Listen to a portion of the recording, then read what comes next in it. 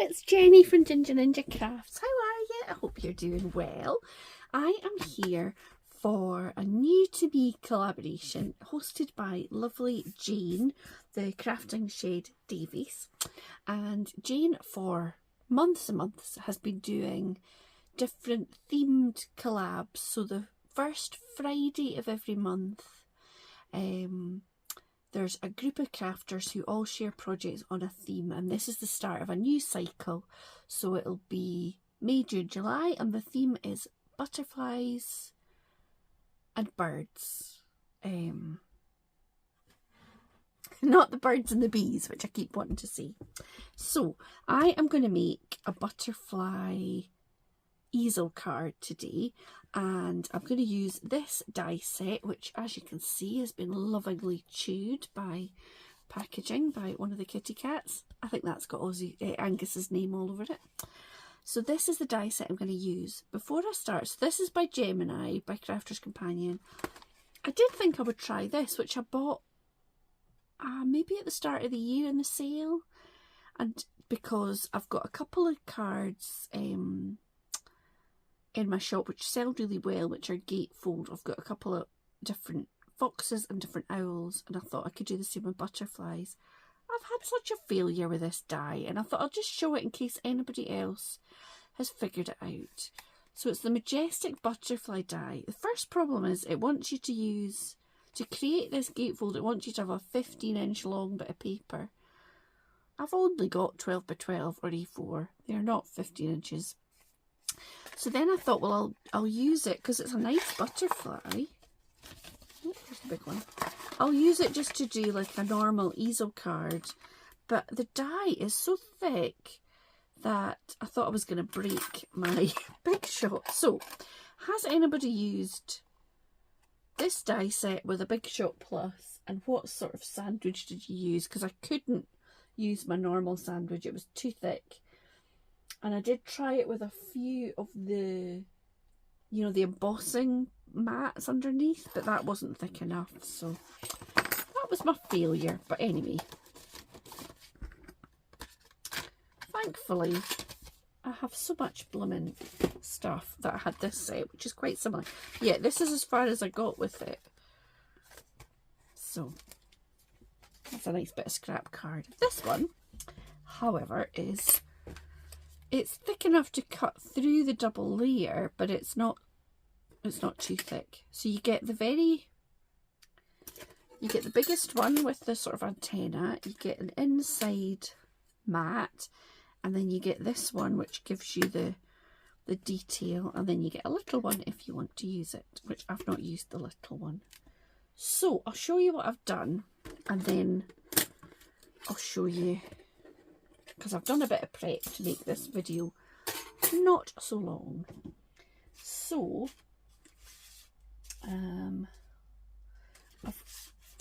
I've actually done it in two options, because I did it in the black first, and then when I thought about layering it up, I didn't think the black worked very well. But this is the basis of my easel card, and this is it in white. And I'll show you how to do that in a second. I've cut the frilly bit out in black. I suppose I could try that in white, and that might work on this one. Let me see. Let me give that a bash. I'll pop you on pause. Okay, so I've got it in black and white. Now I've also cut this just without the detail. So that I've got the kind of layers, and what I've done is I've already done some sort of inking with mostly with my pixie powders. This first one I did with the Lindy's Magicals that I shared in another video just recently, and I thought it was a wee bit dark, especially with the black. But maybe with the white, and on the black, maybe that could work. The other colours I've done is an orangey one, which I quite like the idea of, because you get, obviously we get, what are they called? Admiral butterflies that are quite orangey and black. But it's not everybody's favourite sort of colour, is it? Anyway, there's that one. And there's also this one, which I think is my favourite. So I think that's quite nice, and that would look quite nice on the white, I think. So I'll show you how I did the base, and then we can put a couple of them together. So you need your scoreboard.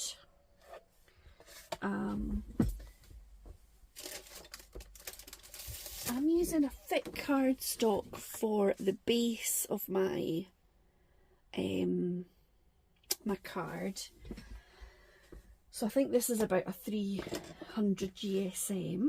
Now what have I done with my scoring tool? Here it is.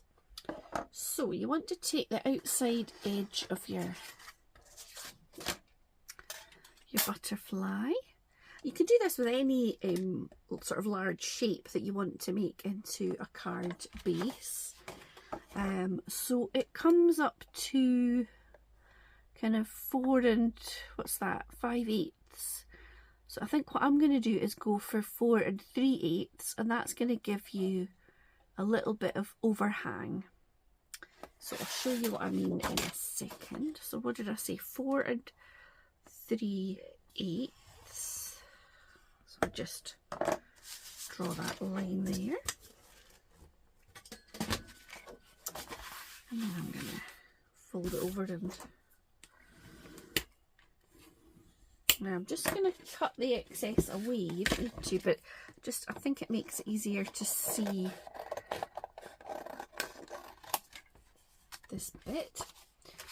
So that's my folded card. Now I want the top of the butterfly to hang over the edge. So I'm just lining up the bottom of the butterfly there with the bottom of that card. Make sure that bit's on there. And then I'm just taking a couple of bits of tape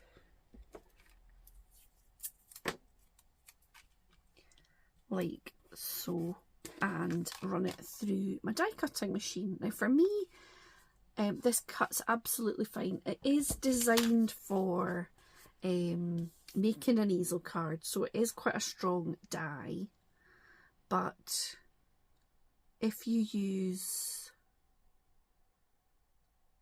yeah, it might be that you need to trim a bit or whatever if it's not such a strong kind of die. So that run that through the machine, and then you get this. So you could just create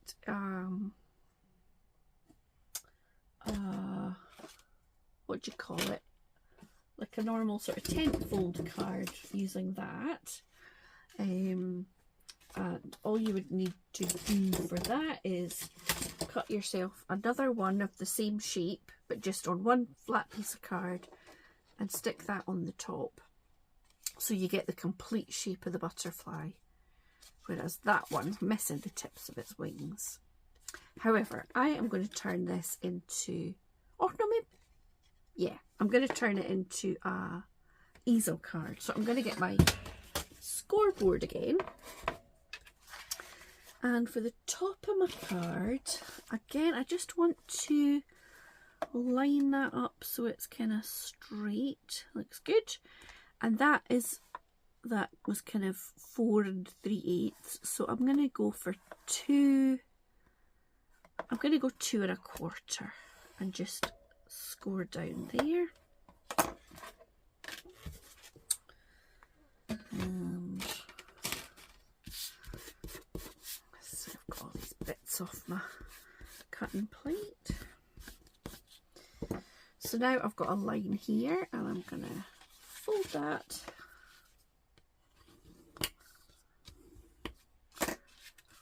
And then that creates the easel part, and then you just stick this one on the top. So to do that, I'm going to put glue on here. I'm going to just go, it's easier to see that way around the outside. up to the line. Put that there. And then I'm going to line this up.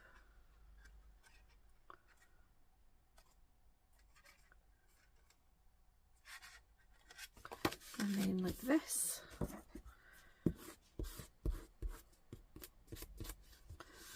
Just kind of pop that there. Okay. So that is the easel base of your card. Now, the only thing really left to do is add your decoration and pop some kind of stopper down here just to keep it kind of sitting up nicely. So let's do this one because this is my favourite. So I'm going to layer up this black onto my pixie powder coloured.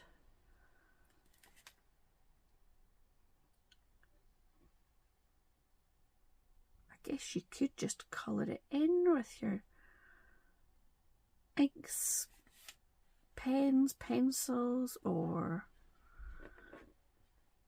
you could maybe do it sort of a bit more shabby chic with some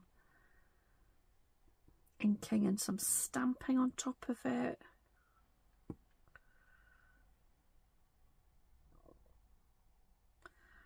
Not going around all of these details, but just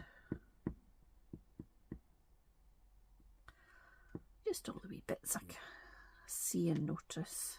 And I'm going to line this up.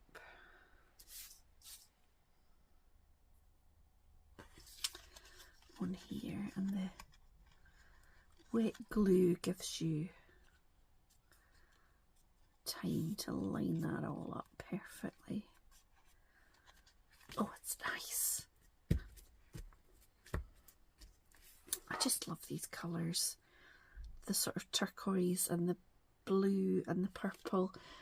These are the colours I used. I used teal wash, peacock green, midnight blue, and purple violet, and I scattered them on, spritzed with water, and then I went in with a paintbrush to just kind of move them around. Okay, so then I'm just gonna go in with more glue and pop that onto the card base.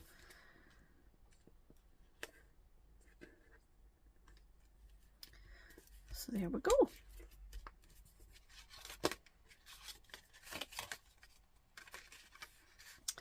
Now I did make a little happy birthday to be the stopper. So I want to raise it up a wee bit. Now I don't really want to use, oh, I could use some sticky pads. I'm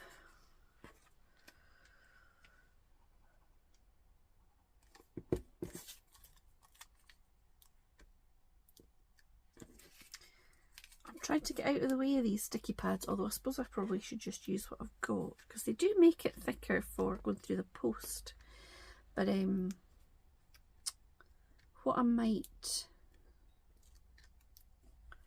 what I've started doing is just layering up some little scraps of thick cardstock. So you can get a bit of a raise without it being quite so obvious. So that is that one. Now I want to see what the white look is like.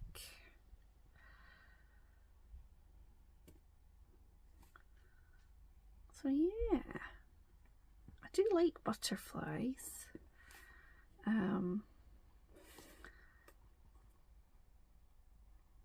And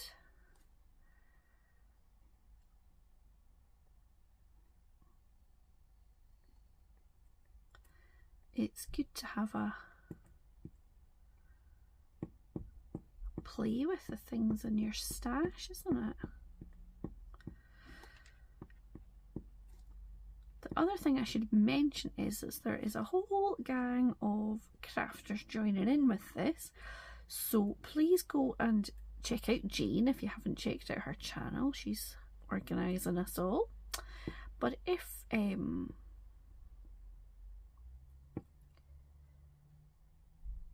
you love butterflies and birds and that kind of theme as well, then hop on over and you can check out all the other participants. You'll find them all linked in my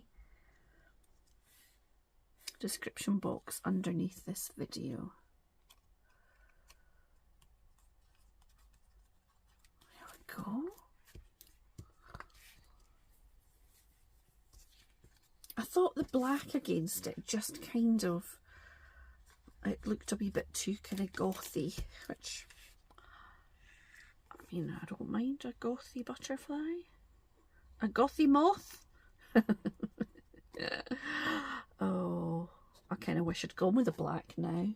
I could have given up having a gothy moth. That's the good thing about crafting, you can always do it again. So now I'm going to do this one on the black background. Put it down nicely. And I've got a complementary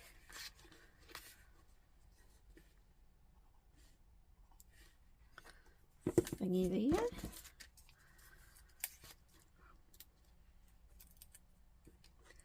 So yeah, if you've got any fabulous kind of larger shaped dies in your stash, then definitely worth a go. Trying to turn them into a nice easel card.